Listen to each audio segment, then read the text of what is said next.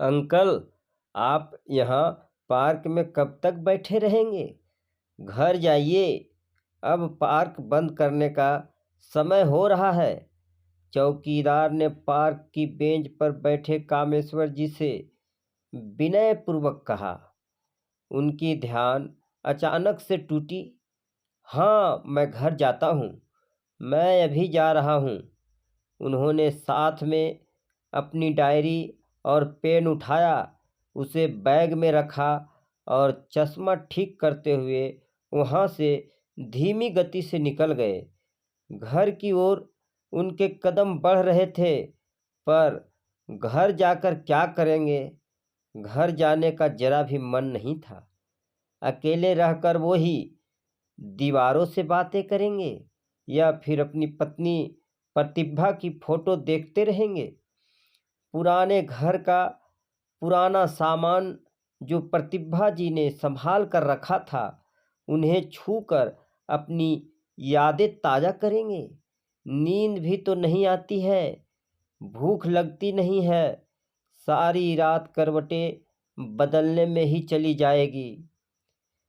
जैसे ही घर का ताला खोला तो लगा प्रतिभा मुस्कुराकर उनका स्वागत कर रही है। आप आ गए, मैं कब से इंतजार कर रही थी। चाय तैयार है, ये कहकर वो ऑफिस का बैग अपने हाथों में ले लेती थी और पानी का गिलास हाथ में थमाकर चाय छानने चली जाती थी। चाय के साथ उनकी मनपसंद नमकीन जरूर होती थी, जो प्रतिभा जी खुद बनाती थी। फिर दोनों पार्क की सैर को चले जाते थे। वहाँ से आकर भी कामेश्वर जी प्रतिभा जी के साथ ही रसोई में चले जाते थे। आप बैठो, मैं कर लूँगी, वो मनुहार करके मना करती थी, पर वो भी आगे होकर मदद करते रहते थे। अब रिटायरमेंट के बाद तो घर पर ही बैठा हूँ, दिन भर बैठा ही रहता हूँ। अच्छा है ना, तुम्हारी कुछ मदद कर दूँ।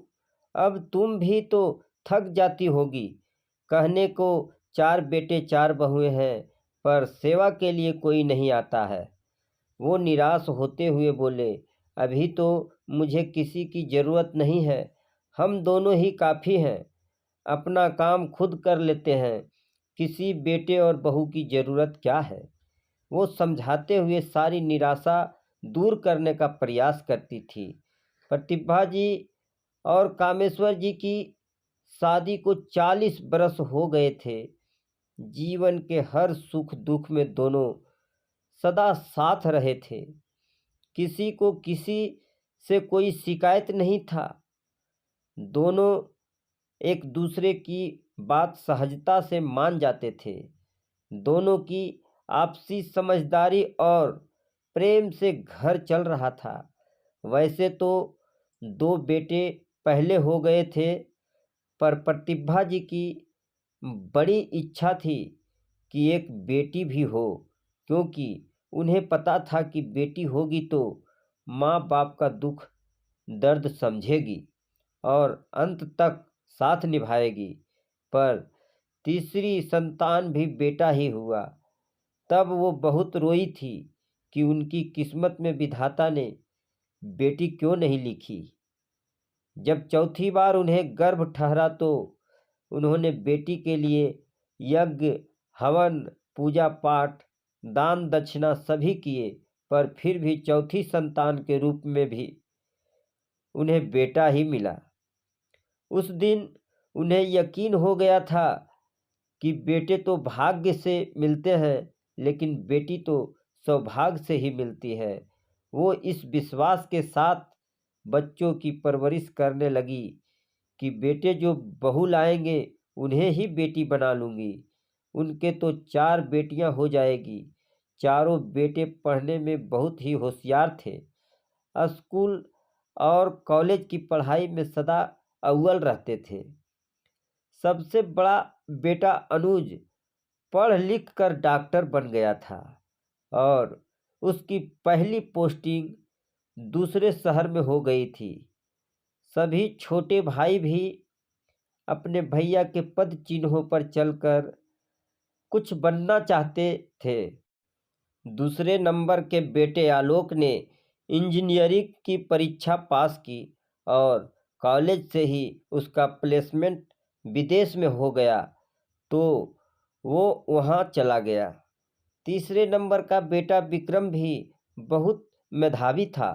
उसने एमबीए करके एक मल्टीनेशनल कंपनी में अच्छी जॉब कर ली। सबसे छोटा सिद्धार्थ को पढ़ाने का शौक था। वो एक नामी कॉलेज में प्रोफेसर बन गया। चारों बेटे नौकरी करने लगे तो कामेश्वर जी अब चिंता मुक्त हो गए। उन्होंने एजुकेशन लोन लेकर चारों बच्चों को पढ़ाया और बच्चे अपने पैरों पर खड़े हो गए। चारों बेटे अब शादी लायक हो गए थे। प्रतिभा जी को बहू ढूंढने में ज़्यादा मेहनत नहीं करनी। अनुज डॉक्टर था तो उसने डॉक्टर से शादी कर ली। आलोक ने अपने साथ ही पढ़ने वाली इंजीनियरिंग सहपाठी से शादी कर ली और विक्रम ने कंपनी में साथ काम करने वाली को पसंद किया, तो सबसे छोटे बेटे सिद्धार्थ ने कॉलेज प्रोफेसर को जीवन साथी के रूप में चुना। ये बात अलग है कि शादी के बाद कोई भी बहू उनके पास ज़्यादा समय तक नहीं रही, क्योंकि वो सभी जॉब करती थी। सबसे छोटे बेटा सिद्धार्थ शादी के बाद जब अपनी पत्नी को लेकर चला गया तो वो बहुत टूट चुकी थी।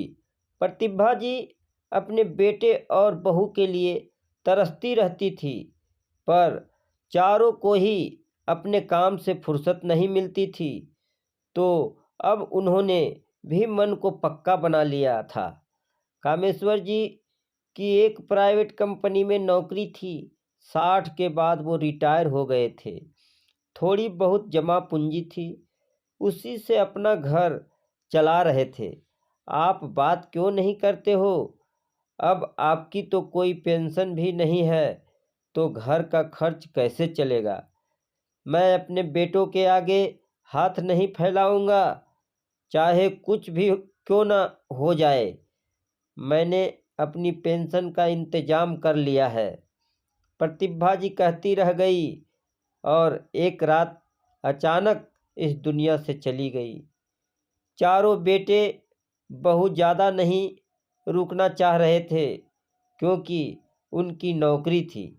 सभी रिश्तेदार बैठे थे, तो एक ने कहा कि अब इस उम्र में कामेश्वर जी अकेले कैसे रहेंगे, अपना ख्याल भी नहीं रख पाएंगे, तो तुम चारों बेटे की जिम्मेदारी बनती है कि तुम इनका ख्याल रखो, इनकी जिम्मेदारी लो और इन्हें अपने साथ ले जाओ।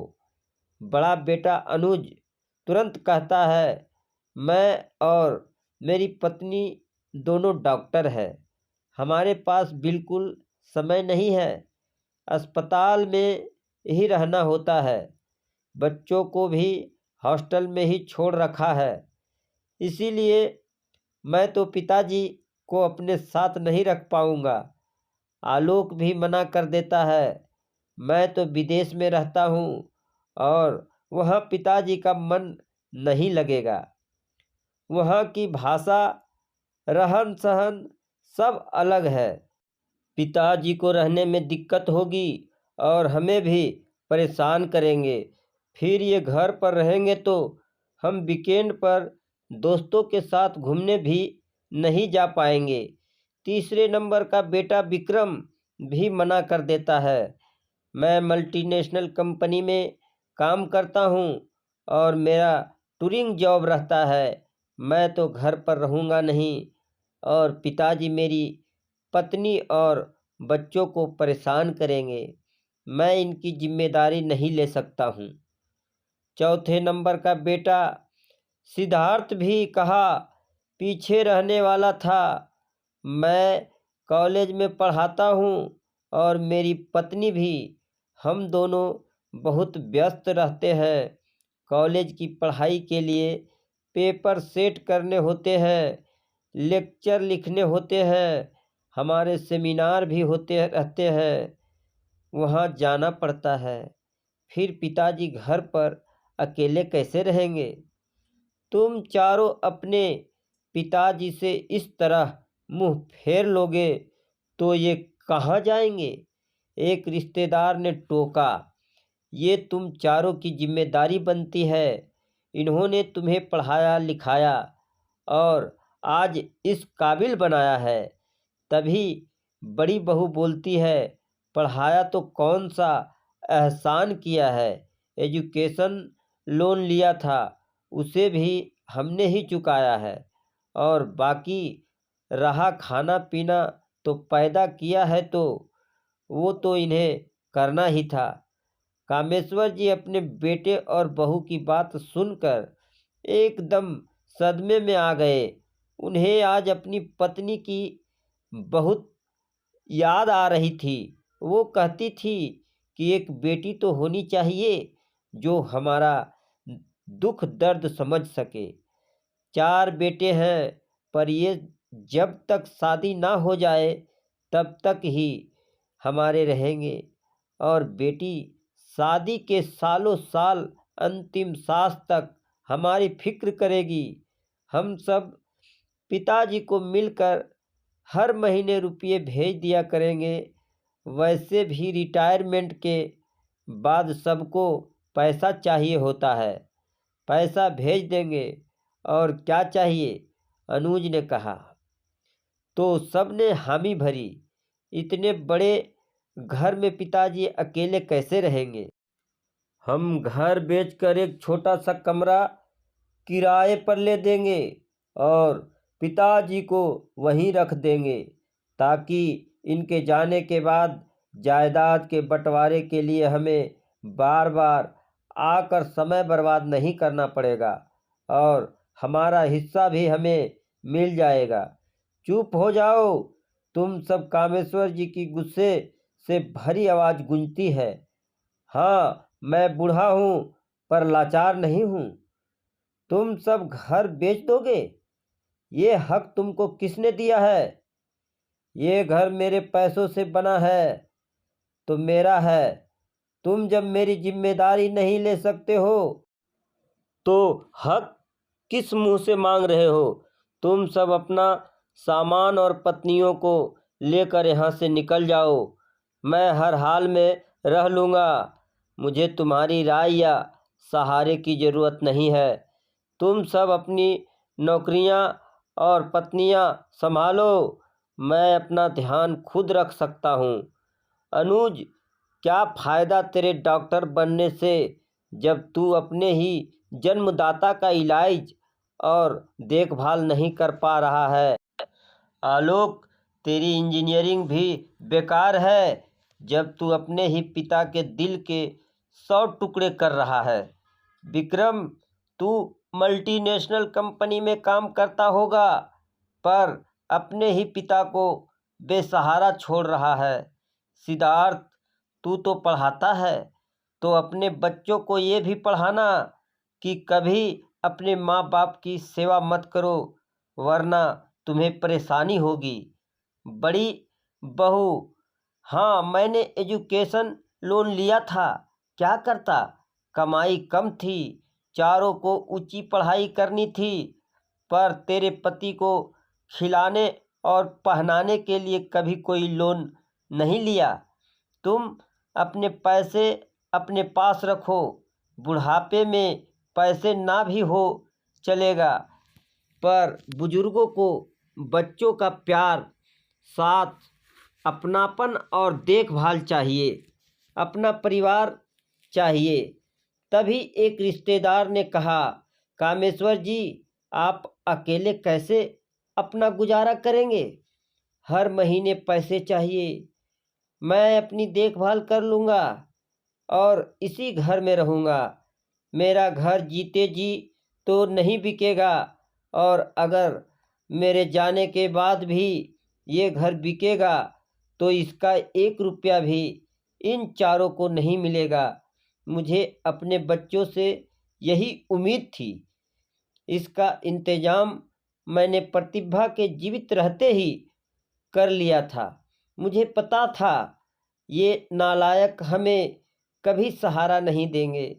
मैंने प्रतिभा को भी नहीं बताया था, क्योंकि वो जानती तो उसे बहुत दुख होता। मैं पहले चला जाता तो भी उसे हर महीने पैसे मिलते रहते। मैंने ये घर बैंक की रिवर्स मॉर्गेज स्कीम के तहत गिरवी रख दिया है और हर महीने मुझे पेंशन मिलती है। तभी तो इन नालायकों से पैसे लिए बिना भी मैं अपना और उसका पेट पाल रहा था। ये कौन सी स्कीम होती है? हमने तो नहीं सुना, एक रिश्तेदार ने पूछा। इस स्कीम में वृद्धजन 60 साल के होने के बाद अपने मकान को बैंक में गिरवी रखकर या तो एक मुश्त पैसा ले सकते हैं या मासिक पेंशन ले सकते हैं। व्यक्ति की मृत्यु के बाद घर बैंक का हो जाता है। उस व्यक्ति के परिजन भी घर लेना चाहे तो पैसा देकर ले सकते हैं। मुझे हर महीने पेंशन मिलती है तो मैं अपनी देखभाल कर सकता हूँ और मेरे जाने के बाद ये घर बैंक का हो जाएगा। इस घर का एक टुकड़ा भी इनमें से किसी को नहीं मिलेगा। तुम चारों तो बहुत कमाते हो, तुम्हें पैसों की क्या कमी है? फिर भी पैतृक जायदाद पर अपनी नज़र जमाए हो। पिता की जायदाद तो बच्चों के लिए एक आशीर्वाद की तरह होती है, जो बच्चों को देने में पिता भी गर्व महसूस करता है और बच्चे भी इसी बहाने पिता को याद कर लेते हैं, अपनी ज़मीन से जुड़े रहते हैं। पर ये आशीर्वाद मैं तुमको नहीं देना चाहता हूँ। अब तुम यहाँ से जा सकते हो। कामेश्वर जी ने रुकते गले से अपनी बात पूरी की तो चारों बेटों की नज़र शर्म से झुक गई। वो अपने पिता को लाचार और कमज़ोर समझ रहे थे, पर उन्होंने मजबूत होकर जीवन के हर दुख को पार किया। अपने रिटायरमेंट के बाद भी रहने खाने का इंतजाम खुद कर लिया। अब कुछ कहने को बाकी नहीं था। जब चारों जाने लगे तो उन्होंने कहा, जब मेरी मृत्यु हो जाए तब तुम में से कोई भी मेरी अर्थी को कंधा देने मत आना, और दरवाज़ा बंद कर लिया। कामेश्वर जी रोज घंटों पार्क में बैठे रहते हैं और घर आकर पत्नी से बातें करते रहते हैं।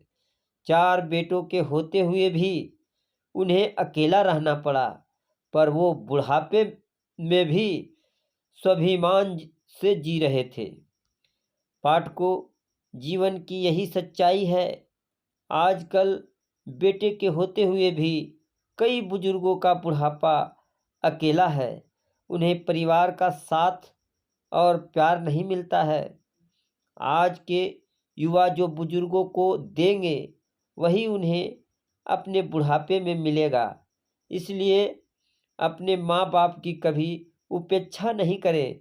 आपको ये कहानी कैसी लगी हमें कमेंट के माध्यम से ज़रूर बताएं, और चैनल पर पहली बार आए हैं तो हमारे चैनल को सब्सक्राइब ज़रूर करें। धन्यवाद।